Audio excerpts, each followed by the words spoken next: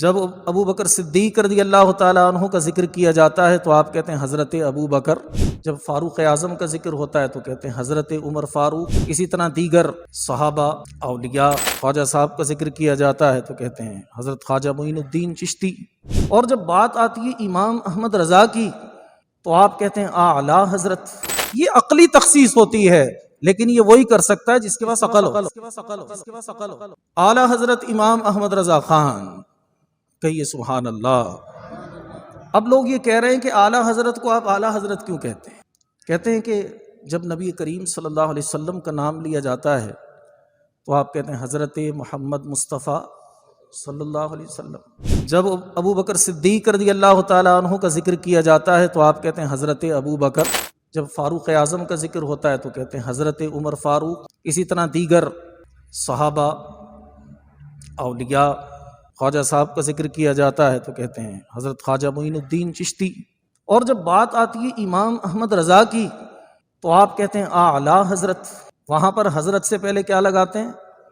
اعلیٰ لگاتے ہیں۔ تو اب وہ لوگ جو عرف سے واقفیت نہیں رکھتے، جن کا علم سے کوئی شغف نہیں ہے، جنہیں الفاظ اور القاب کے اطلاقات کا علم نہیں ہے، وہ بیچارے خود بھی وسوسوں کا شکار ہو جاتے ہیں، اور عامت الناس، عام لوگوں کے ذہن میں شکوک و شبہات ڈالنا شروع ہو جاتے ہیں کہ دیکھو بھائی، حضور کے ساتھ تو حضرت، صدیق اکبر کے ساتھ تو حضرت، فاروق اعظم کے ساتھ تو حضرت، اور جب بات آتی ہے امام احمد رضا کی تو اعلیٰ حضرت کہتے ہیں۔ گویا کہ وہ یہ اعتراض کر رہے ہیں کہ آپ نے اعلیٰ حضرت امام احمد رضا خان علیہ رحمت الرحمن کو ان تمام شخصیات سے بڑھا دیا۔ تو اب سنیے اس کا جواب کیا ہے۔ سب سے پہلے یہ بات ذہن میں رکھیے کہ جب کسی کو کوئی لقب دیا جاتا ہے، اس کے نام کے ساتھ کوئی سابقہ لاحقہ لگایا جاتا ہے، تو عقلی اعتبار سے اس میں تخصیص ہوتی ہے، اور یہ بات پیش نظر رکھی جاتی ہے کہ جس وقت یہ لفظ استعمال کیا جا رہا ہے اس وقت کے تمام جو علماء ہیں، معاصرین ہیں، وہ پیش نظر ہوتے ہیں۔ اعلیٰ حضرت کو جو اعلیٰ حضرت کہا جاتا ہے، وہ پچھلے جو علماء ماقبل میں گزر چکے ہیں، یا اولیاء گزر چکے ہیں، یا صحابہ گزر چکے ہیں، ان میں سے کسی کے بھی مقابلے میں اعلیٰ نہیں کہا جاتا، بلکہ اپنے زمانے کے جو علماء تھے، اس زمانے کے جو علماء تھے، ان میں اعلیٰ حضرت امام اہل سنت کو وہاں پر عرف میں یہ رائج تھا کہ بڑے مولانا صاحب کہا جاتا تھا، اور علماء کی ٹرم میں، علماء کی اصطلاح میں اعلیٰ حضرت کو اعلیٰ حضرت یعنی بڑے حضرت کہا جانے لگا۔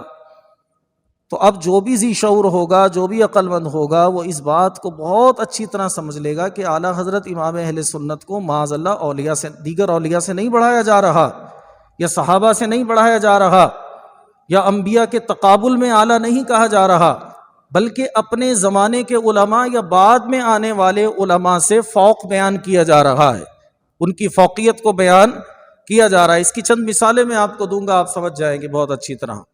آپ دیکھیے، حضرت سیدنا صدیق اکبر رضی اللہ تعالی عنہ کو ہم کہتے ہیں صدیق اکبر، کہتے ہیں۔ اکبر کا مطلب ہوتا ہے بڑا، سب سے بڑا۔ کسی کے ذہن میں یہ گمان کبھی بھی پیدا نہیں ہوگا کہ ہم نے صدیق اکبر کو سچا ہونے میں رسول اللہ سے بڑھا دیا۔ کسی کے ذہن میں یہ گمان پیدا نہیں ہوگا کہ ہم نے صدیق اکبر رضی اللہ تعالی عنہ کو سچا ہونے میں اللہ سے بڑھا دیا۔ ہر مسلمان کا یہ عقیدہ ہے، وَمَنْ أَصْدَقُ مِنَ اللَّهِ حَدِيثًا، سب سے بڑی سچی ذات اللہ کی ذات ہے۔ اس کے بعد از خدا بزرگ توئی قصہ مختصر، اللہ کے بعد اگر کسی کا مقام اور مرتبہ ہے تمام اچھے اوصاف میں تو وہ ذات مصطفیٰ کا ہے۔ تو اگر صدیق اکبر کوئی مسلمان کہہ رہا ہے تو اس کا مطلب یہ ہے کہ آپ صحابہ کرام علیہم الرضوان میں سب سے بڑے سچے ہیں۔ یہ نہیں ہے کہ آپ انبیاء سے بھی بڑے سچے ہیں۔ انبیاء کا مقام اور مرتبہ سب کو معلوم ہے، سب کا یہ عقیدہ، یہ عقلی تخصیص ہے کہ انبیاء کرام صدیق اکبر رضی اللہ تعالی عنہ سے بڑا مقام رکھتے ہیں۔ اس لیے صدیق اکبر کو جب اکبر کہا جاتا ہے تو مراد یہ ہے کہ اس وقت جو معاصرین صحابہ کرام تھے ان میں چونکہ آپ نے سب سے پہلے نبی کریم صلی اللہ علیہ وسلم کی تصدیق فرمائی، اس لیے آپ کو صدیق اکبر کہا گیا۔ اسی طرح ایک اور مثال لیجیے، اہل بیت کے معروف ائمہ میں امام حسن ہیں رضی اللہ تعالیٰ عنہ، امام حسین ہیں رضی اللہ تعالیٰ عنہ، امام زین العابدین، امام باقر، امام موسیٰ کاظم، امام جعفر الصادق، اتنے بڑے بڑے ائمہ ہیں۔ ان سب کے لیے کون سا ٹائٹل استعمال ہو رہا ہے؟ امام کا۔ امام کہتے ہیں مقتدا کو، پیشوا کو، پوری امت کی پیشوائی کرنے والا۔ لیکن جب بات آتی ہے امام الائمہ کی، جب بات آتی ہے فقہ حنفی کے سب سے بڑے امام کی، تو ان کو امام اعظم کہا جاتا ہے۔ اب کسی کے ذہن میں کیا یہ گمان پیدا ہوگا کہ امام اعظم امام حسین سے بھی بڑے ہیں؟ بھائی اعظم ان کو کہا جا رہا ہے، سب سے بڑے امام اگر دیکھا جائے تو جناب رسول اللہ صلی اللہ علیہ وسلم ہے۔ لیکن امام اعظم ابو حنیفہ کو اپنے دور کے ائمہ کے اعتبار سے کہا جاتا ہے۔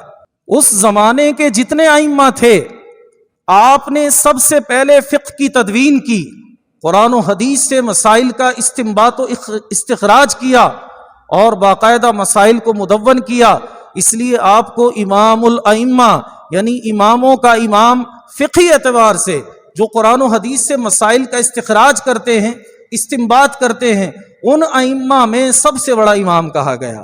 اس کا یہ قطعاً مطلب نہیں ہے کہ امام اعظم امام حسن سے بھی بڑھ جائیں گے یا امام اعظم امام حسین سے بڑھ جائیں گے، یہ عقلی تخصیص ہوتی ہے۔ لیکن یہ وہی کر سکتا ہے جس کے پاس عقل ہو، جو عرف کو سمجھتا ہو، جو القابات کے اطلاقات کو سمجھتا ہو۔